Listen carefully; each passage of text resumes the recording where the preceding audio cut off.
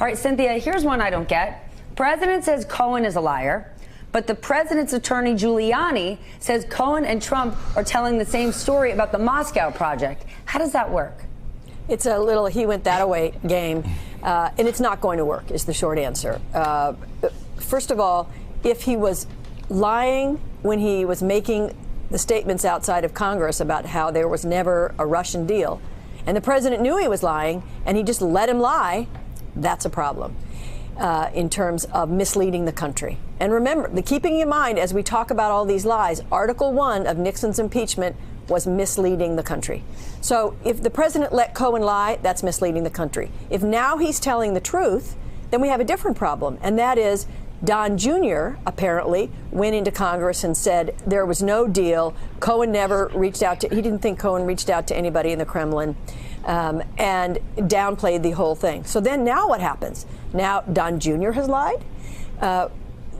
What's going to happen because of the Cohen plea is that all the transcripts from the House Intel Committee are going to Mueller, which the Republicans have been hiding in the basement. Now they're going to have to get in their happy little car and take those over to Mueller's office.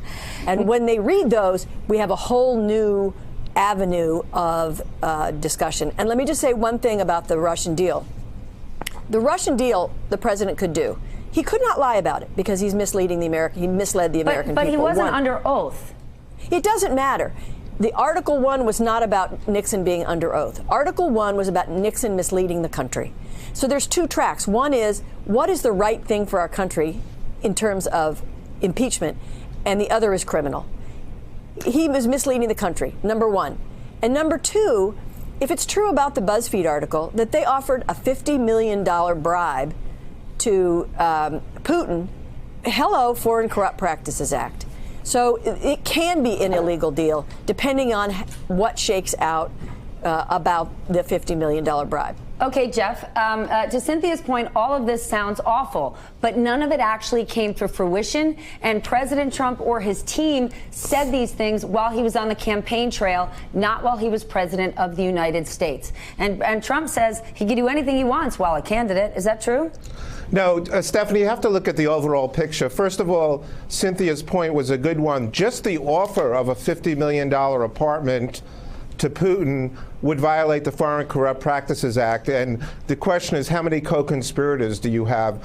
You have to look at the fact that you had the Corsi and Stone connections to Assange. You had Manafort meeting with Assange this week. That came out in The Guardian. You have Manafort today in front of the judge where Mueller will detail where he lied and what he lied about. And so if you're looking at the overall picture and you're looking at the links, when the Assange leaks started, the WikiLeaks started, where they got the information from, it was the Russians, a sworn adversary. And you have Trump, Mr. Number One, with the Russians back to June of 2016, trying to coordinate a deal with them, and then making political statements about the Russians and favorable political statements during that time, and the American voters just did not know about it. All right, and we should note that Julian Assange denies that Guardian report, and it was Felix Sater, the one who said that they offered this or sweetened the deal that in building, if they were to build Trump Tower in Moscow, Putin would get that $50 million penthouse. We have not heard that confirmed from anyone in the Trump camp. At least Washington Post has reported it, and others. Michael Cohen is seen as an existential threat to President Trump. He wasn't someone who was just with him on the campaign trail. This is a guy who knows the ins and outs of Trump's operations for over a decade. How do you see it? I think it's not a good thing for Donald Trump to have Michael Cohen wandering around able to comment on all of the deals and all of the unsavory Trump's calling him a liar and a loser. And back to this $50 million penthouse offer. Somebody that didn't has been offer you reported. that?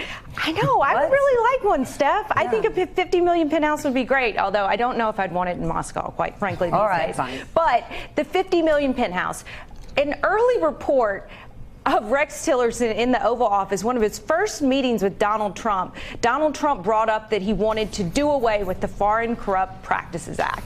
And Rex Tillerson explained to Donald Trump, no, the Foreign Corrupt Practices Act is actually in our national interest. We don't want this kind of behavior happening. We don't want American businessmen and women going around the world and behaving in this way. But this was an interest of Donald Trump, a man who really doesn't have that many policy interests per se. And it was one of the first things that was a priority for him when meeting his new Secretary of State. Rex Tillerson, who did know Russia and Putin well during his time at Exxon, but when Rex Tillerson took the job at the White House, he sold out of all of his shares of Exxon. Gary Cohn and Dina Powell did the same with their position in Goldman Sachs stock, as have other presidents and their business interests. And President Trump didn't do that and still hasn't shown us his taxes. All right, Jason, bottom line, all of this seems to be that the president kept the public in the dark about his ambitions with Russia during the campaign. And if it is true that his business team was talking to Russia about the potential Moscow deal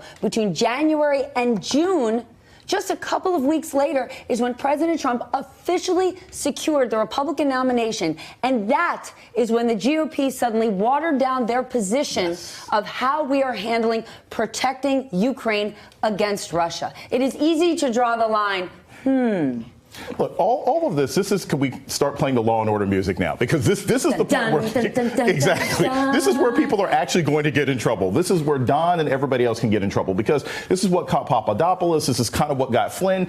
When you start, you can do these deals legally. But number one, no one has these deals and only talks about business, right? Like they weren't just talking about adoption in the Trump Tower meeting. No, they're very concerned with adoption. They were primarily concerned with kids and children. But you're not just going to talk about real estate. You're going to talk about policy. You're going to talk about the military. So we know that these meetings didn't have one singular purpose. The second thing is all of this lying to Congress. This is what's going to end up putting people in orange jumpsuits. That's the problem. That's why Don Jr. is concerned. That's why other business partners are concerned. And that's why everything that Cohen has said has been so important. It's not just the 10 years, but you sort of mentioned this before. 70 hours of interviews. That's like 3 seasons. That's like more than 3 seasons of Billions. That's a lot of conversation to be having.